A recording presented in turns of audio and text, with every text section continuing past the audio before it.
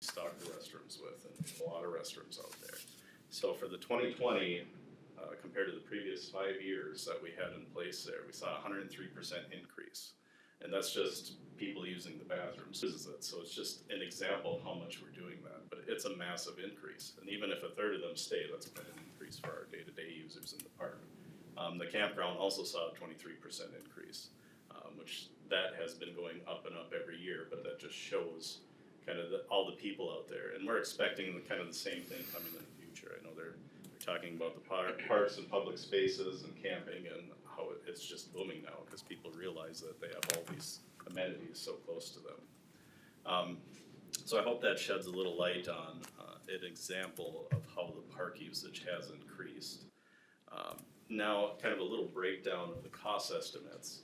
So currently, overall, we have $28,000 budgeted for, our part-time position in parks. So that includes if we pay unemployment, the benefits, anything like that.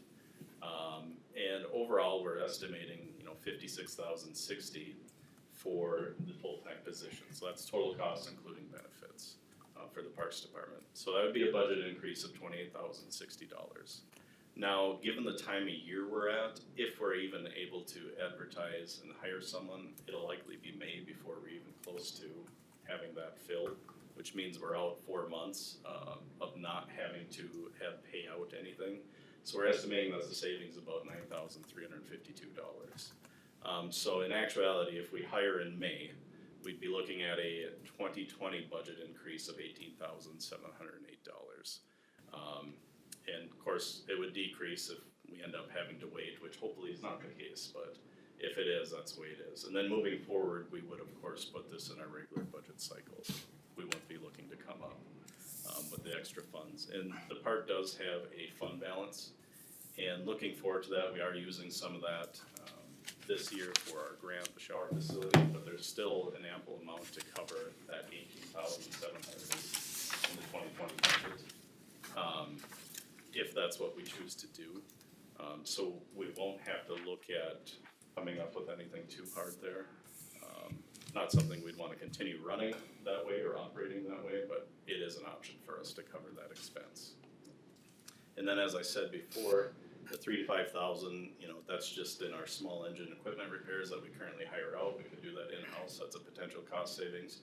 And then I wanted to make note, because I don't know how many people are aware, but the Sense to Serve program and their crew leader, they work primarily with parks since 2010. Now, they still do projects for everyone else in the county, but especially spring to fall, they work in parks. And the crew leader, Mary Jean, she actually operates one of our mowers and trims and does all that stuff. So on average, when she's working with us, she's saved the county $20,000 saved for that part-time position since 2010. And we foresee moving forward, we're going to continue that relationship if we can. But it's just a good example of kind of that cross-training between different areas and how much is actually